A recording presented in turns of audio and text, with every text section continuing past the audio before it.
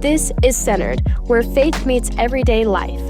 Our hope is to invite you into a better story, a story where you're made new through Jesus, living with God-given purpose, and experiencing peace, joy, and freedom. Together, we'll explore what it means to keep Jesus at the center of where we live, work, and play, bringing beauty, meaning, and renewal to every part of our lives. Thank you for joining us. Here are your hosts, David and Ben. Well, hey, welcome to Centered, where faith meets everyday life. What's up, Ben? What's happening, man? Man, everything and nothing all at once. That's a bit of a paradox. Yeah. I think I'm recouping from Easter for sure. Dude, that's real. Isn't it funny all the like emotional and spiritual work that goes up to like leading to that day, and then it's just over and you're on to like another week? The day after Easter, actually, I had lunch with a friend who's also a worship leader, and we were just kind of commiserating, like, just got the life sucked out of you. Yeah. Something always doesn't go quite right, and that just you kind of like, but it's such a great day. Like, it's a great day, but you Totally. still Yeah, can yeah. over psychoanalyze yourself and what went wrong. And yeah, it's a lot. It is a lot. You And put a then lot Monday into it. comes so quickly. Like I took Monday off. I went snowboarding. Oh, by the way, dude, people were bummed that we didn't have a podcast on Easter. I had multiple people come up to me and be like, dude, what happened this week? Where's the podcast? We are so sorry. Yeah. Apologize. So sorry. We didn't know. No, I just thought people would know that, like, hey, Easter, we're not going to have a podcast for They're dead. Easter. Yeah. The podcast would have looked a lot like this. Yeah. Yeah. Not only would we be dead, Yeah. but hey, one thing that's cool and maybe this is good for our listeners to know about is like, we really try to orient that day around people who are never going to listen to our podcast. You know what I mean? Like, well, I mean, hopefully someday. yeah, maybe someday, but not before not they Wednesday. came. Like, Yes. not Wednesday when it comes out. Not a few days later. Yeah, and so we just kind of thought, man, and we love it, man. We love that the house is full of believers, and we get to celebrate and worship the resurrected Jesus together. But we kind of orient that day to reach people who, don't know Jesus yet and are still trying to figure out faith and all that. And so, hence the theme, right? Right. Can I? Can I believe? Yeah. A sincere question that Many people are a lot asking. of people wrestle with, but we want to invite them to be a part of that conversation. But I heard from a ton of people that who like brought neighbors and family members and stuff who loved the service, dude, who were just like, they couldn't thank us enough for hosting and all that. I heard a handful of people say it was the best Easter message they've ever heard. Whoa, dude! I had a guy in his he had to have been in his early 70s come up to me, and he's heard a few. He's heard a few, and he told me that, and he's like, and he said that he looked at me and he's like, and I've heard a bunch of Easter sermons. A lot of them. It's like, whoa, dude, that's pretty. Yeah, that's high pretty praise. Awesome. That's high praise. Yeah, that is that's cool. But it was a good Sunday. But to our listeners, thank you for letting us take the week off. Yes. We're back though. We were back, and you know what? Better than ever. We'll get better at warning you. I told people, I was like, oh, we should have said that the week before, but I didn't know it. Actually, no, you didn't know. I found out I knew Easter Sunday. I knew, but you didn't know. Yeah. And the real reason was I went snowboarding on Monday. Yeah. No, that's real. Which was hey, fun. we're supposed to be real here. We're supposed to be real. That was the honest reason. And I had a blast. He was loafing. Dude. That's why, guys. I had a blast. My first time snowboarding all season, which normally I go, I'm a snowboarder, but a little different year. We had a very good friend. Shout out to Quinn. Thank you, bro. He hooked me up with some tickets to Copper Mountain. So nice. What I appreciate about it is, we did an episode on leisure and hobbies. Mm-hmm. You're modeling. I'm modeling it. Thank you. Yeah, it's not just work. Yeah. Slave drivers here. That's great. That's good. So we're back. And we're talking about we're in a new series. Brand new. And this is different, right? Because our last series, Make Room, we were more topical. Yeah. Right? Yeah. Hitting topics like leisure, like romance, things of that. Tech, that's actually the most listened to episode. is Yeah. the one on technology, I bet. Wow. and how it's affecting us. And so now we're moving into a book of the Bible, Yeah. book of James, and I think we'll hit it thematically in a way that still feels pretty topical, but it's a little different. Yeah. Yeah, I'm excited about it, man. I think, dude, legitimately, I talked about this weekend. I don't think there's a better book of the Bible, and I don't think I talked about this, but James is actually believed to be the earliest New Testament letter. Oh, So yeah. written in like could be as early as 53 AD, which is legitimately like less than 2 decades after Jesus's death and resurrection. You know, Right. so it's like really early in that. And James, man, he was not even mentioned. Well, he's mentioned in Acts, but his faith didn't catch on fire until Jesus resurrected. Right. And how cool is that we come off of Easter and we talk about a book Yes. and, you know, that's all about believing the resurrection. Like, here's what Yes. life looks like if the resurrection's true. Well, I love, I think it's Andy Stanley who always says, like, so James is Jesus' half brother. What would it take for your brother to convince you he's the Son of Jesus. God? Like, you know, Yeah, and I'm thinking totally. about this, like, no offense, Mike, but Yeah. it would take a lot. Totally. It would Oh take my a gosh. Yeah. You lot. better die and come back from the It, dead. it would Yeah. it would require that. It would That require might that. not be enough. No, I'm Yeah, kidding. yeah. But it takes a lot. And so you go, wow, okay, this is someone who knew Jesus really intimately Yeah. in a different way Right. than his disciples, Yeah. than people who followed him, people who hated him, people like a Yeah. very unique relationship to Jesus, and believed Yeah. that he was who He said grew up, was. yeah, which was actually a part of my cutting room floor. I didn't have as much time to talk about. Man, I wrote. You're not gonna like this. You're always worried about my time, but Oh, dude, boy. my sermon started out 12 pages. Oh, So didn't you say 7? I have to get. Normally, I start with 7 and get it down to 3 or 4. You know, Oh. and dude, I literally wrote I'm proud of you. 12. Yeah, I cut the mess out of this. So sermon welcome this to week. our 4-hour podcast. No, today. dude. We got a clock, Yeah, guys. We're gonna try. We're gonna try to hit our mark. We got a clock right over here. You can't see it. I have some friend Yeah, who I will not name, but she knows who she is, who just calls me Chatty Cathy. really. That's her. That's I think I'm Mm. pretty sure I'm in her phone as Chatty Cathy. Yeah, because I That's- have the gift of gab, and I believe you may share that gift. you and me. So both, yeah, bro. we I have could- we have the ability to go. Yeah, Yeah, we could go 4 hours. we could. We won't, probably. I mean, maybe like bonus episode. You know what we need is one of those like Cutting room floor of- Patreon. What are those accounts where you have like Yeah. the bonus? Centered Plus. Yeah, Center We'll call it Plus. That's what we Centered need. Center Plus. Plus.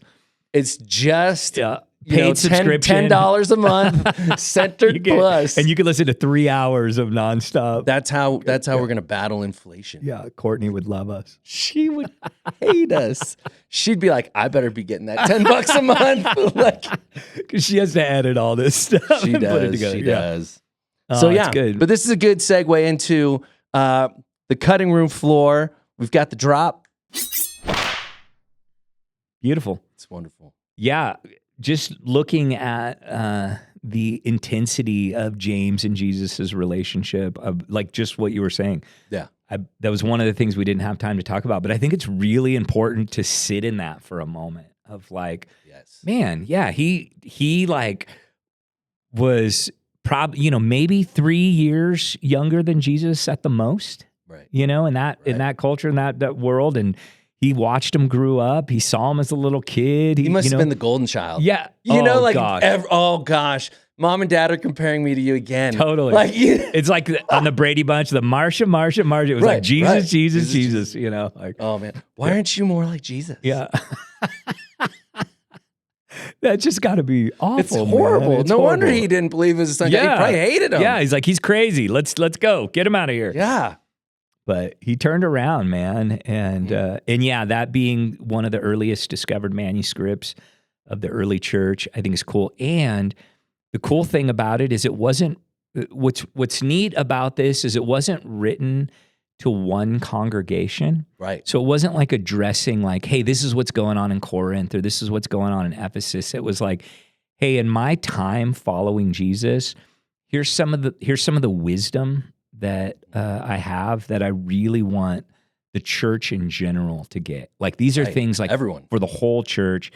So like the first rule of preaching is context is king, right? Who are they writing to? What are they writing about? Like what issues are they trying to address? What's going on culturally?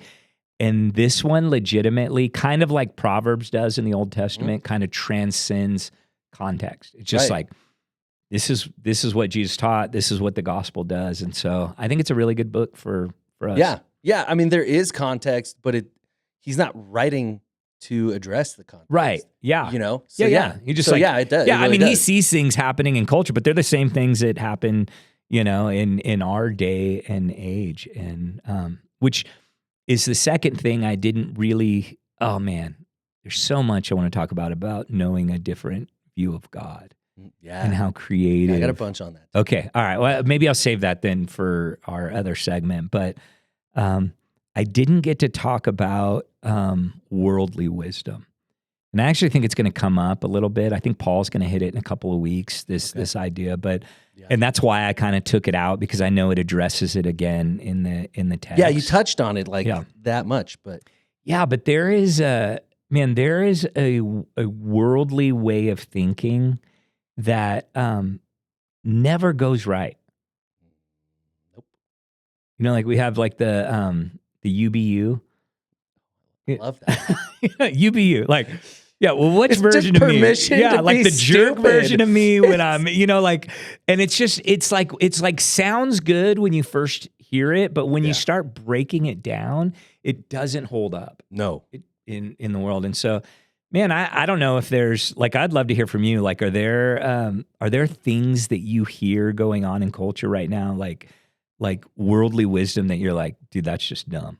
I mean, that is one of my favorites. Yeah. UBU, because to me, I feel like that is just the world's way of rationalizing bad decision making. Mm-hmm. And whether it's about identity, Yep. whether it's about just like what you want to do this weekend, Yeah. or the way that you want to interact with people, Yeah. like it's just like we're giving people permission to make bad choices. And I just think it's one of the least helpful things Yeah. that we can do, because I don't know. I wouldn't say it frustrates me, but I actually like to poke at it in sermons. Yeah. Like you do you, boo. Yeah. Yeah. You Yeah. know, Yeah. Yeah. You that's did the mention one. that in Yeah, your like last time because you it preached. is like the cultural phenomenon that and you can go back, and if you look at Shakespeare, to thine own self be true. Mm-hmm. And that's kind of like it's not where that comes from, but I think it's something that's quoted and Yeah. has become a little bit of a just a cornerstone of that idea. And what's ironic is Shakespeare was making fun of that idea. Oh, interesting. Yeah, he wasn't saying to 'Cause thine own self I would be imagine true he in a was good right way. in the heart of the Age of Enlightenment, Yeah. the Romantic Yeah. period and all of that, which really was the brought out fool. this idea. Yeah. I can't remember if it's Othello or I'm trying to remember the Which, exact yeah. context of who it was, but it was the fool That's funny. who says Yeah. to thine own self be true. Well, good for him for having Right. cultural commentary called it in out. there and calling that out and that because I think that's true. There's there is at the end of remember Finding Nemo Mhm. when remember the fish in the fish tank at the dentist office Yeah. and the whole time they're trying to escape, right? They yeah, got this there's, really like, nice master fish tanks, take plans. care of everything. They're trying to escape. And They they see the ocean. devise this master plan to have them clean the fish tank.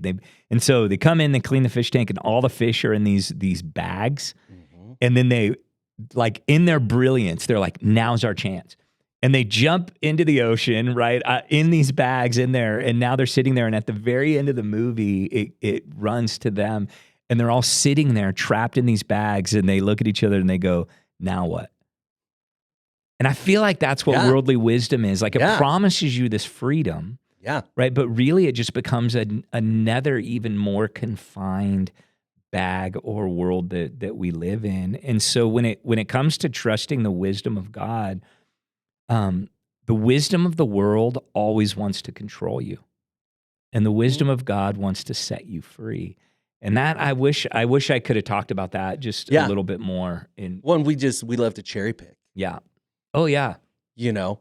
And so like, I think one of the things you did say was, we have just enough Jesus to make us miserable, but it doesn't transform us. It doesn't change us. It's just enough for us to recognize our sinfulness. Mm-hmm. I don't read my Bible enough or whatever the thing or I'm is. doing this thing or have the this list habit. of rules Yeah. that I'm breaking or not living up to. And we're not transformed. We're just unhappy. Yeah. And so, and I think like a little bit of like some of the cultural commentary around even just UBU, I think people like to frame it in a way that's really kind and loving. Right. But But when you play it out, right, yeah. is it really kind and Real life. loving to let someone I care about make terrible choices without just offering an alternative? Yeah. You don't have to condemn. You don't have to Right. like, beat them up. You just have to say like, is that Yeah. the Is that best thing doing for you? doing what you want it to do? Right. Is that working out the way you thought it'd Right. work out? And yeah, not having friends or people in your life, community in your life that, and this was the whole idea of our series, Made for More. Right. Like people who really want to see us live out our full potential. And man, oftentimes I think, the world is just going to be satisfied with you being less than being more. And yeah, so Well, what that was a about- big one. Another like wrinkle to that is like you have culture, but what about cultural Christianity? Yeah, yeah, Which is a whole nother layer of like, that's a whole subculture, right? yeah. That has these ideas baked in that aren't always helpful either. Yeah. Well, I'm glad you said that because I actually think if this was the warning of James, it was actually more the religious community that was Right. in the back of his mind when he's talking about these things than it was the secular world. Right. Yeah. Yeah. It's so I think that sometimes we in the Christian space, we like to come up with rules that govern like orthodoxy or just dogma. Are we violating the tradition of the church? Are we we like to invoke things like, well, that's woke. Like I've heard instances of people just reading the Sermon on the Mount straight from the Bible. That's woke. Yeah. And somebody comes up and like, what's that woke theology Yeah. that you're preaching? It's like, it's just Jesus. Totally. Like, yeah. you know? And so I think that sometimes the church likes to, invoke some its own subculture that isn't super helpful. To me. Yeah. And that is, when we were talking about a different kind of life, one of the things that James invites us into is purity. Mhm. So he talks about this idea of keeping yourself unpolluted from the world. And oftentimes we immediately go to the big ones, sexual purity, Yep. maybe like addiction or substance Yep. abuse or,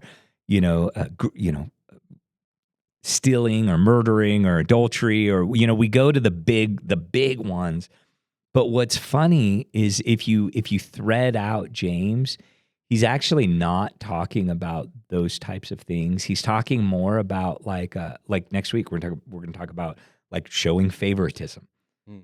You know what I mean? Elitism or classism or Yep. not loving your neighbor or judgmentalism or things like that. And Heart issue. heart issues. Yeah, Yeah. which would make so much sense. He spent so much time with Jesus and Jesus railed on the inside before the outside. Yes. He's like, Jesus would be like, hey, dude, I'm telling you, if you have any ounce of hatred towards your brother, you're a murderer. Right. I mean, that's, you said, James starts, consider it pure joy that we're not off to a good start. Like, and that's a hard teaching. That's even harder. Totally. Like, yeah. like, because I'm like, okay, well, how much hatred? Yeah. It constitutes hatred. Before I cross into the murderous. Have I crossed the line? Yeah. Like, I don't hate them. I just don't like them. Is that I'm okay? just hating that about them. Right. Yeah. Yeah. It's really interesting. But that is the way of Jesus. Yeah.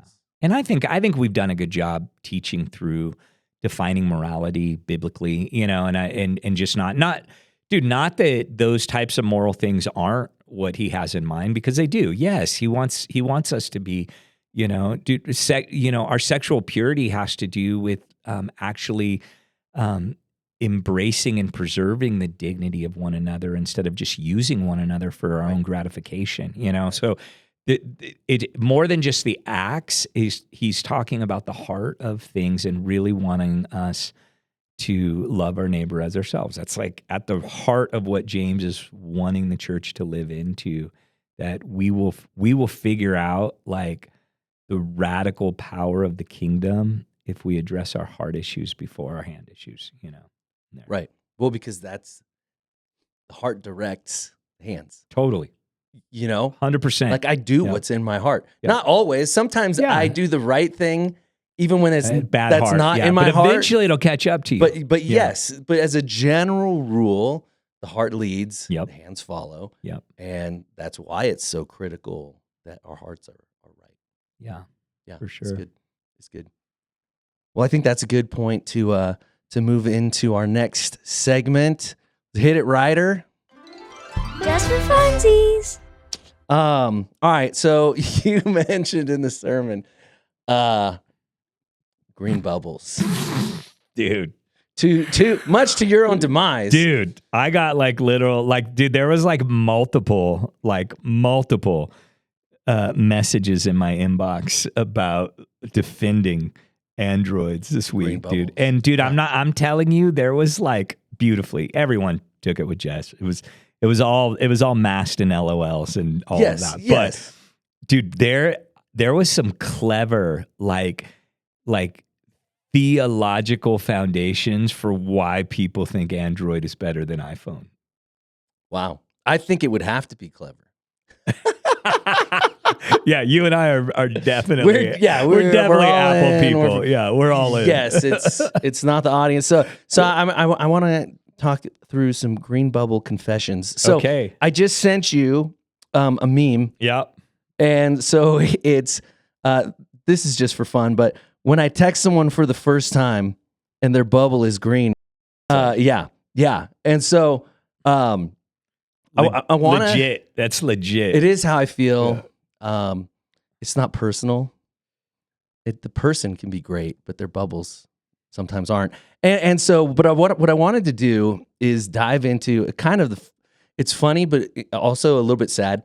Smartphone peer pressure that Gen Z is dealing with in terms of green bubbles versus blue bubbles. Whoa, and so, like digital bullying, a little bit, thing. yeah. Okay. So here's some real stats. Okay. 62%, and this is from the Wall Street Journal. Whoa. Okay, so this is real. This is real. 62% of U.S. teens say their friends judge them if their text bubble is green. It's true. I'm surprised it's only 62%. Me too. I'm judging every single one of them right now. The next one, among Gen Z iPhone users. Okay. So Gen Z, I have an iPhone. 87% say they, quote, feel differently about someone when they text from an Android. Oh, yeah. Yeah. I'm with them. 1 in 3 teens said they would consider ending a relationship, whether it be a friendship or dating relationship, no way. over green bubbles. 33%, 1 in 3 people. That's pretty it's big. Like, I like you, but I don't like your bubbles. I can't stand your green bubbles. As I was looking at some of this stuff, I saw a bunch of like screenshots. Yeah. And so it would be like, hey, this is Bill from the bar last night. And then the next response is, oh, sorry, I don't date poor people. Because of the green bubbles.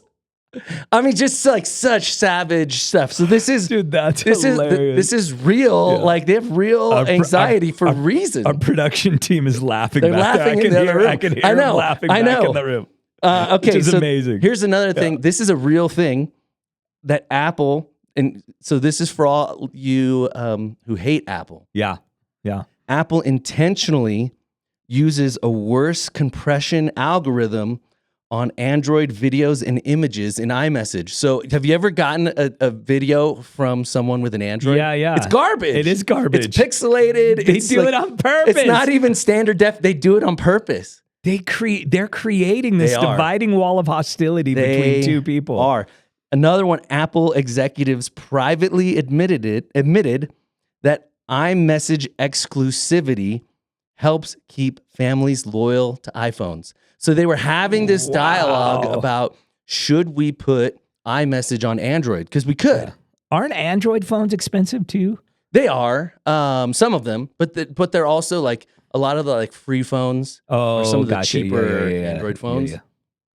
So, all right. Dude, that's hilarious. The They're one doing it on about purpose. breaking up a friendship or like over I that. can't be friends with you. That's funny. Okay, here's just a couple more, Okay. and then we'll move on. 45% of Android users have tried hiding their phones during group hangouts.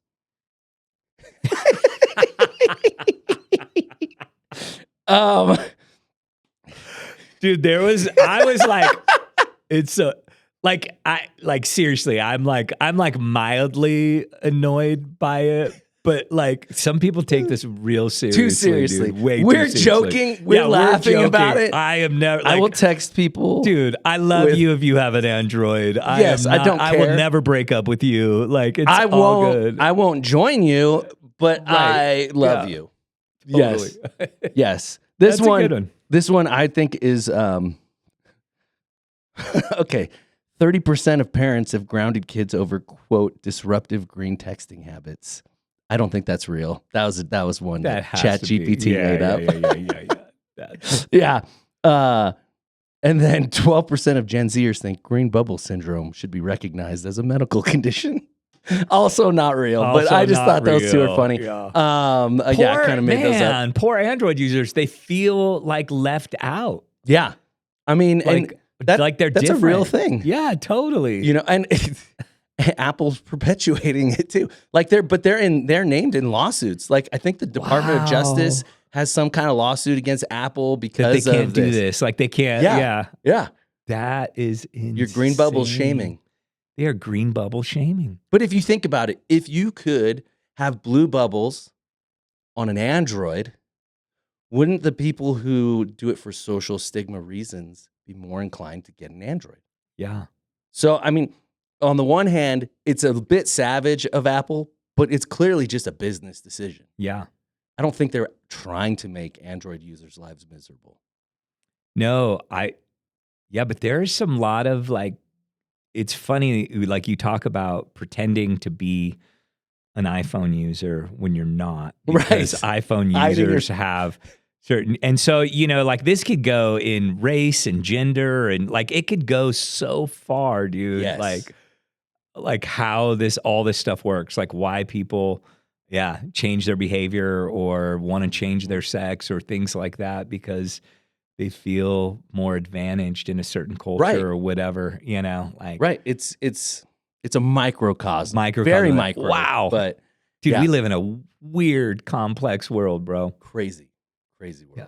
So yeah, that was just for fun. That's fun. Yeah. Yeah. Man, blue bubbles and green bubbles, they can get together. They're good. Yeah. The gospel breaks the dividing wall of hostility. There is no between blue, the there two is of no us. There's green. no blue, there's no green. Right? There is no, there's There just is, one. but we still, There's just one. we still love you. Okay. Hey, let's talk about the sermon. So, okay, a different kind of God. Yeah. Okay, so, dude, seriously, I was like, you had like these one-liners, just like, Boom. boom. I'm just gonna hit a couple of them rapid fire, Okay. and then maybe we can dig into them a bit. Okay, so difficulty is not a sign of God's absence, but sin's presence. Mm-hmm. That's a big one. That's a big one. Yeah. Difficulty is not a dead end, but a doorway. Yep. God does something through suffering that comfort can never produce. That's my favorite one. So I don't know where my notes went. They disappeared. I think they're still here at the bottom. Oh, okay, here, good. Let's see. Here we go. God is not a pool, he's an ocean. I think I said that one. God does, no, those were it. That's why. Yeah. That's why I don't Yeah, have yeah. more. But those, like, seriously, I was like, oh, that's good. Each one, I was like, oh, that's good. And because I think each of these kind of hit on what we think Yeah. is true and then what's actually true. Right. So, okay, in particular, there was one I wanted to drill down on because I think I was with you, but I want to make sure. Yeah. So difficulty is not a sign of God's absence, but sin's presence. So I look at that as like there's kind of two angles there Yeah. in my mind. There's the angle I think you brought up, like the truth-telling stone, and basically it's like the reason your life sucks is your decisions are bad, something like that. Yeah. And so there is the reality, like sometimes difficulty comes because of our sin. Totally. And then, the other part is really more broad, like because of sin's presence in the world and brokenness. Right. Yeah. As the reason for difficulty. Yeah. But I know, from previous conversations, we've talked about how, also Jesus, said, no, he's not blind because of his sin or his parents' sin. Yeah. But because, God's going to reveal something, in his blindness and by healing him. And so, like, what I was thinking is those were kind of the two angles, but it probably leaned more towards the brokenness side of things. Yeah. So I was curious, like, am I tracking with you? Do you have a different? No, that's a really good distinction. And yeah, there was I think both are true. Mhm. What you just talked about. I think I was leaning more towards just we live in a broken world. Yeah. And it is there. But I do think it's funny that oftentimes we try to blame Satan or blame, you know what I mean? Or blame God, for our own like dumb mistakes. It's like you did you. Yeah. Yeah. Cause You do you. You and listen now- to the world, now it's God's fault. advice of you do you. And man, you got into a relationship that moved too fast and too far too quickly, and you got wrapped up, and now there's all kinds of emotional trauma and hurt that is in that thing. Or man, you allowed your need to keep up with the Joneses cause you to empty your bank account, and now you're having trouble paying your power bill. Or Right. there's all kinds of different ways where our own sin causes the suffering that we're currently experiencing. And so I don't I definitely probably wasn't even thinking that, but when you just brought it up, the truth stone thing made me think that's where that's a good, maybe I wish I would have talked about that more. Yeah, I don't know, because that's where the truth Yeah. stone thing made me go instantly. I was like, oh yeah, because of our own stupidity and sinfulness, we're often in These suffering and situations. difficult situations, challenges. Yeah. And Yeah. then, but as you talked more, I was like, oh no, I think he's talking more about the and then there's the brokenness of our suffering world. of the world. We have abuse. Mhm. I think we live in a culture. The statistics about people who've experienced sexual abuse is staggering. Absolutely staggering. And that's one of the ways where it would be easy to be like, oh, like where's God? Right. In this. And I don't blame people when they feel that way. It's hard, dude. Those are the kind How of can you? yeah, those are the very difficult things of life when you are truly a victim of someone else's sin. Right. And my point in that is oftentimes we don't connect the dots of why Jesus had to come and die and why Jesus was willing to die. And not to protect us from the suffering, but to make a way out of it eventually. Yeah. Like there will be a day when all this is made right, and because of our faith in Jesus, we'll get to experience true righteousness and freedom and all of that. But suffering is because humans sin and are awful to one another, not because God is awful. Right. And that's the big We misattribute. we misattribute, and we make that leap. You know what I mean? Like if you came up to me and like punched me in the face, I wouldn't be like, "Oh God, why did you Where do are that? you?" Where are you?" You know what I mean? Yeah. I'd be like, Like, "Ben, that's you're a- a he's a jerk." jerk, yeah. Totally. Like what? Like what? But we do that in little and subtle ways with Right. with God, and yeah, I think it's important to know that we're still living in some unfulfilled promises that God's made us. Like Jesus is going to come back. He's going to judge the world. True righteousness will be fulfilled in his final judgment, and he will make all things right and new. Like he will do that. That's why I talked in the beginning about the first fruits idea. It's not the best fruit. You know what I mean? It's the first fruits. Like we got this little bit of hope. Fruit's coming. Things are happening. So I'm not the best. Yeah, you're not the best. Yeah, sorry. You're not the best version of yourself. My mommy Yeah. told me I was growing up. Most of ours did. Yeah. Most parents have mom daughters. You know, so another one to hit on is, you know, this is one that's especially, I think it's a powerful imagery, just that difficulty is not a dead end, but a doorway. Mm-hmm. Because I do often think that we will view difficulty sometimes as a closed door. That's like the Christian culture way of doing it. And sometimes it is. Yeah. But sometimes it's not. Yeah. Sometimes it's adversity that we're meant to persevere through.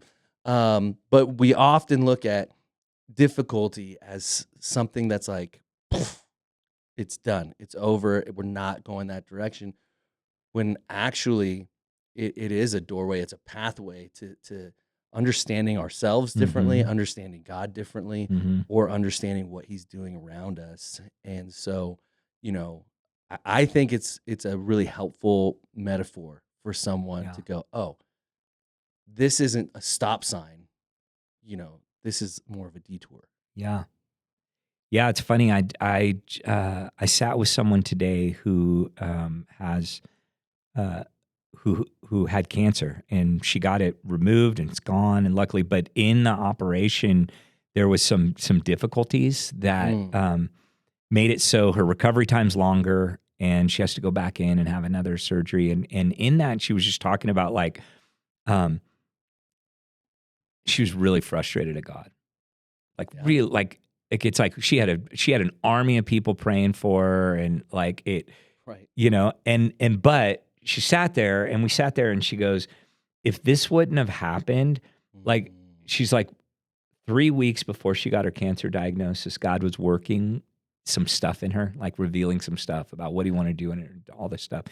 And then the cancer thing came, and she's like, okay, this is it. And if she would have just went in, got her surgery, and came out, the things that God actually wanted to work on in her own life wouldn't have gotten addressed or dealt with or scrubbed out of her, you know? And she sat there and admitted, she's like, as hard as this is, I wouldn't have had that thing dealt with if I didn't go through more suffering.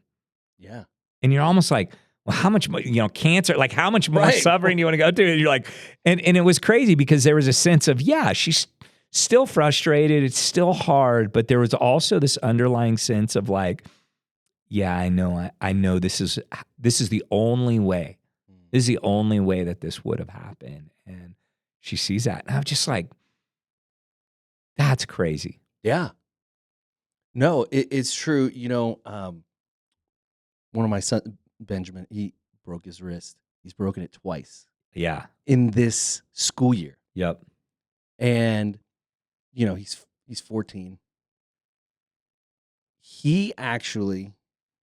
My mom's visiting, and he articulated to my mom, and these are things we've talked about. Like, I don't think he's come to these conclusions totally on his own, but he articulated, if I didn't break my wrist the first time, like, it started this trail of events that led me to where I am today. And he's in a different school, a different, you know, baseball team, just a much better situation. Mm-hmm. And so he actually can recognize like how God used that to orchestrate some things in his life, but also in his heart.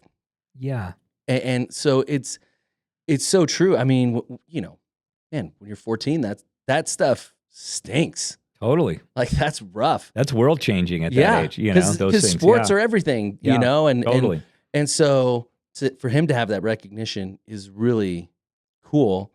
And yet, we really do believe like that God's doing something. Yeah. He's always doing something, that nothing's wasted. And I wish I would have realized you were, because I love that Elevation song. Nothing is wasted. I love that song. Yeah. It's a little older now. So The line I like is that, and I don't know where I got it. I got it from a book. So I read it and I couldn't remember where I got it, so I didn't attribute it to anyone, that's common for me. So same. it's always like you read it once and you quote the person's name. Second time you say, I've heard it said, and then the third time it's just it's yours mine. now. It's yours. Yeah. But when it says that he writes every chapter and doesn't waste a drop of ink. Mm. He writes every chapter and doesn't waste a drop of ink. And so the hard stuff, the good stuff, like none of it is wasted. And that's the brilliance of what God promises right now on this side of eternity. Not that we're not going to suffer. And what's crazy is Jesus even promises that we will suffer. We'll have trouble. Yeah, if you follow me in this world, you will have trouble. And then he gives us a promise with it. But listen, I've overcome the world. Like it's in the end, it's going to work out for the good of those who love him and those who are called according to his purposes. And so, but getting out of the mindset that difficulty is a roadblock I think is huge. It's massive. It could be a doorway, and we need to. Right. And maybe, if it's your own stupidity or your own greed or your own, yes, that's like harder maybe to it's get to. maybe it's a like closed door, and like God keeps trying to give you a way out of your own sin or whatever. But for the most part, life is hard, and it like beautiful things take grit. And it takes effort and work and hardness and difficulties to go through to get to the beauty. Shapes us. It shapes us. Yeah. Well, I think about too. Consider pure joy, and I've always wrestled with that. But I think what I've come to, I don't know, landed a little strong, but what I've come to is the joy isn't in the trial. The joy is in knowing who is working in the trial. Yeah. It's not that the thing that we're experiencing that obviously sucks is good. Right. It's not good. Yeah. But what God will do with it is good. And so the joy comes from trusting him to do that. Yeah. And I will say that I do talk about these types of things in sermons. And as I'm teaching people what it looks like to follow Christ. In crises, I don't teach these things. No. You know what I mean? I don't sit down with someone who's suffering and being like, oh, God's going to wait. You know what I mean? This is going to be great for you. Yeah. I'm like, no, like I'll talk about those with people on the other side of it. As you reflect. But when I'm in the middle of it, it's just what you said. This sucks. Yeah. I'm sorry. It's not the way it's supposed to be. No. And that was a part of that comment too, is just recognizing like, man, this is not the way it's supposed to be. Man, the cancer, man, that's not the way it's supposed to be. Your spouse left you, man, that's not the way it's supposed to be. You lost your job, that's not the way. We live in a broken world. We sit with you. And we sit with you, and I feel the pain with you. Yeah. And I'm not moving too quickly to the empty tomb, because it might just be a time to hang on the cross with you, that's you're just not ready. You're just not ready for that. No. And so it's actually insulting. Yeah. And I think that's important for like our listeners to know, like, man, when and this is where you get on the like kind of cultural Christianity thing, the little God works all things for good. Totally. Like you just smile and be like, that's not what we're after. Right. Like I'm saying this for you.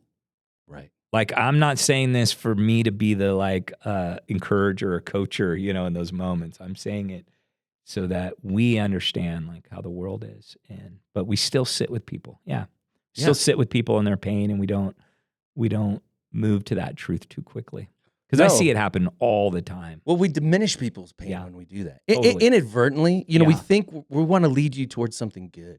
Yeah. I want you to experience the fullness of God and what he's going to do Yeah. in and through this. But when you're in the middle of heartache, basically what you're feeling as someone says to you, God's going to work this for good, often what you're feeling is your pain being dismissed. Right. And Yeah. that's like, pain is normal. Pain is real. Like, Yeah. our emotions are real. They're not bad. And you actually should feel this way. Right. Disillusioned and disheartened, right? Absolutely. Because that's what brokenness is. That's what darkness is. Right. It should feel like disorienting. It's a recognition that things are not as they should be. Right. And we should lament, but we don't like lament either. Yeah. Well, although we have a whole book in the Bible about A whole it. book. I did a lament once in a church service, Yeah. and multiple people, this is like 10 years ago, multiple people were like, I hate that. Please never do it again. Really? Yeah. Wow. Because we don't like it. It's Yeah, cultural it's, Christianity. It's like, yeah. everything's great and God's going to Yeah, work it for good. And yeah. like, no, everything's not great. Yeah. Things are broken around us. Yeah. And it's okay to acknowledge that brokenness, to sit in it, to be, Yeah. what did Jesus do as he looked over the city? He wept. Right. Yeah. So if Jesus can acknowledge the brokenness and sit in it. Yeah. And the only doorway to the empty tomb is the cross. Yeah. That's it. That's the only doorway. There's no other way to get victory without death. That's It's real. part of life, you know. Mm-hmm. It's good. All right, I think it's time to, as my son says, let you cook. We'll drop that in here. Boom. Let him cook. It's time for David's low-key obsession. It's low-key obsession time. Low key obsession time. Let him cook. Man, I am dude, I'm super excited for our Forge men's Yeah. gathering and just a season of like intentionally trying to create space for men to connect with one another. And Yeah. dude, I'm going through this. I think I told you before, I'm going through this like primal path thing with my Yeah. son. And it has been so good to like, man, just help him figure out what it means to become a man in the world that we live in and what it means to live as a man in this world. And dude, I'm passionate about our engendered realities. And so I think some of the pushback in this season that we've lived in is trying to be sensitive, to people who are struggling in with gender identity and things like Sure. that. But in that, I think we've taken our foot off the gas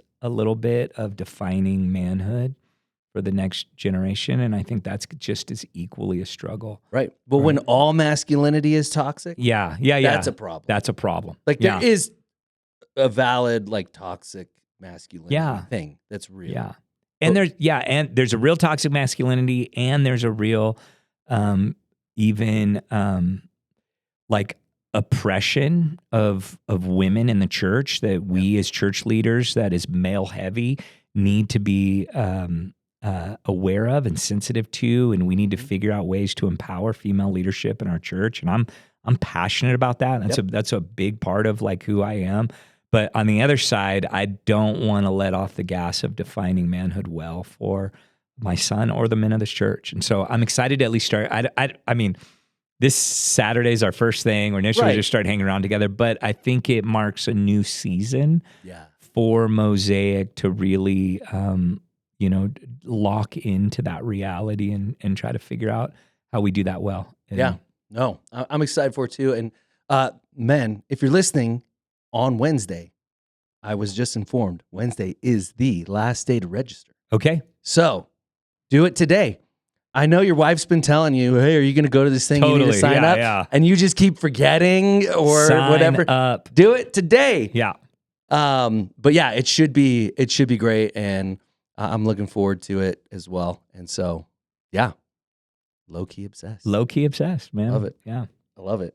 All right. Well, let's get into real life, man. Like, how do we live out? How do we live a life that's made for more? Yeah. Well, I think the first thing is compassion. Mm.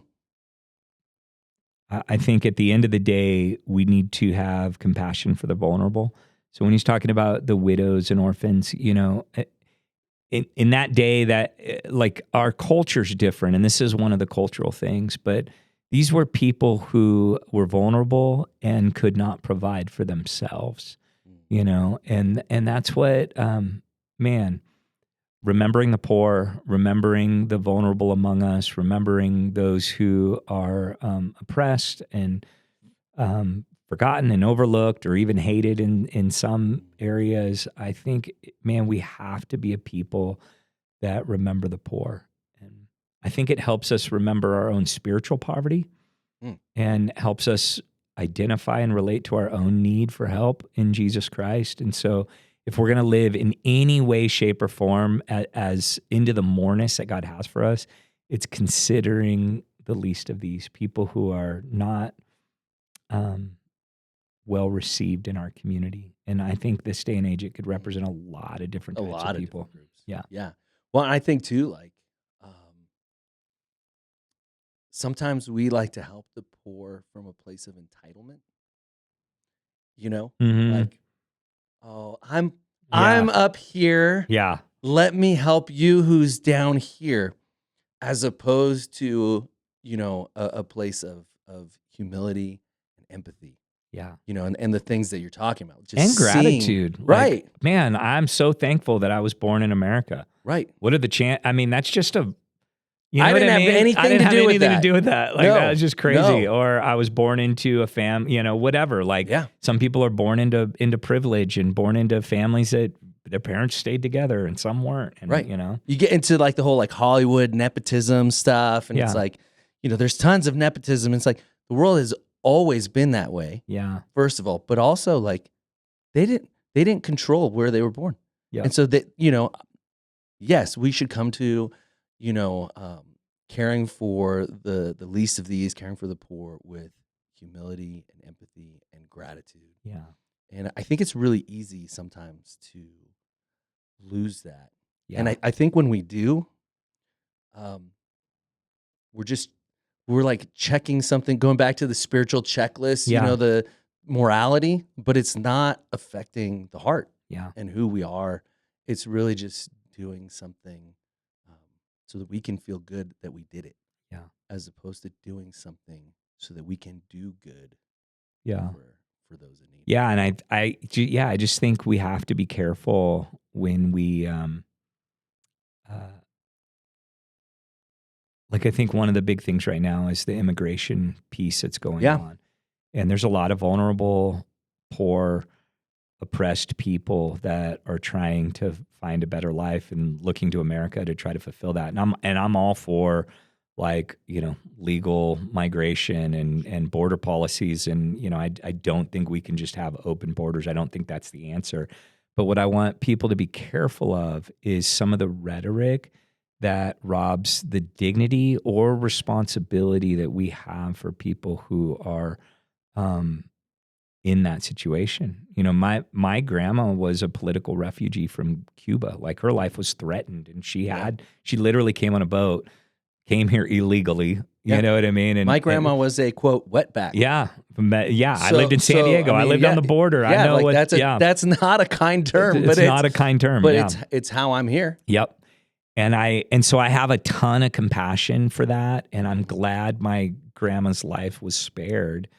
And one of my favorite pictures is on her mantle. Before she passed away, we'd go to her house, and on her mantle, there was a picture of her, like, as an adult, like, getting her citizenship from Ronald Reagan, like, Oh, wow. shaking Ronald Reagan's hand. And I That's remember cool. it being like such a like powerful image for me Oh, as yeah. like a kid, Proud moment. seeing my grandma with the president, like, Yeah. and receiving that. And so, yeah, I just think, man, we have to be very careful how we allow media to shape our view of the vulnerable. And that's it. Yeah, I think like in my mind it's I just don't want to be callous, Yeah. and it very easily like steeps into that, and the media does not help. Yep. And so that is certainly not the heart of Jesus. Yeah. To be callous towards people, The hurting who and the are- vulnerable. Yeah, Yeah. And whether someone's standing on the corner because, man, they had a string of bad luck, a sickness, a job loss, a marital breakup, and then now they're on the streets, or they're a drug addict. Like, who cares? Mm. Like, they're trapped, they're imprisoned, they're not living into what it fully means to be human, and the humanity has been stripped away from them by the world, and Jesus wants to give it back to them just as much as he did to us, and in our situation, whatever our situation was. So that the second thing would be, man, keep yourself pure. Man, say no to things. Well, so it's funny because I thought you were going to say wisdom, Huh. but that is wisdom. Yeah, that is Isn't wisdom. it? Yeah, Like at the very core, it's like knowing what's good and bad, and just having the ability to discern and do the thing that is right, healthy, and good. which is where James landed. Right. He landed the whole thing. Like, keep yourself unpolluted from this world. And yeah, I think we say yes to things we know we should say no to. And You do. Man, You do. yeah, yeah. Well, but we need community. We need to be honest with one another. We need accountability, all that kind of stuff. But yeah, I think that's in real life. And then the obvious one is, which we talked about a lot, is, man, try to start getting in the habit of obeying small parts of Scripture. Like, maybe there's a big thing that you're really struggling with, and it's like you want it broken. I don't think the answer is to just hit that thing head on. But I think if we get in the habit of doing small things in regular, regular increments, those things grow and grow and have the power to break some of the stronger bonds in our lives. And so, I mean, in a super practical level, that could be like, hey, like, maybe just go to work today and try to not gossip and just say an encouraging word. Like anytime it comes up with the opportunity, like, just be obedient and try to just say an encouraging word. Right. And watch how that changes you and others. Just that small because act other of- people will. Yeah. Yeah. Like what? What? Yeah. That's not what you usually do. Yeah. And so there is something powerful in that. I really I loved that Ruth Haley Barton quote. That was really good, and it kind of ties into this, right? It's like, instead of going to the scriptures for information or inspiration, go for transformation. Mhm. We don't want just to go to open our Bibles and look for a quote that's gonna like make our day happy. Yeah. We want to open scriptures for an encounter with God. Yeah. Or we don't want to just break down a Bible verse. We want to let the scriptures break us Yeah. and free us, from all of our brokenness, addictions, relationship issues, the ways that we don't trust God, the way that we don't stay pure, which, like that word can be like a touchy word, right? Pure. Yeah. Like, it leads into like purity culture. We've talked about all That's those things. not what he's talking And about. that's not Yeah. it. Yeah. It's really just more about being true to who God is, who God made you to be, Yeah. and avoiding the things that keep you from that. Yeah. And I think any passage of Scripture, you can ask one of three questions. What does this say about God? What does this say about me? And what is this asking me to do? Mm. And I think at any given moment, you can ask any passage of Scripture those questions, and maybe with just a little bit of like thoughtfulness, you can come away with something there, That's good. that informs you. And so, yeah. And then if you're struggling to read Scripture, if you're really struggling to allow the Word to be there, I always tell people, start small. Yeah. One passage of Scripture for 3 minutes a day, reflect on it 5 minutes a day, and like, just start small, and don't ever don't let failure prevent you from restarting. Right. That's the big key, Massive. man. Like, yeah, you might go 3 days and then miss a couple, but pick back up where you left off, and it's all good. It's good. I think that's a good episode. Yeah, That's a wrap. that's a wrap. Yeah. Next week, we're talking about. Favoritism.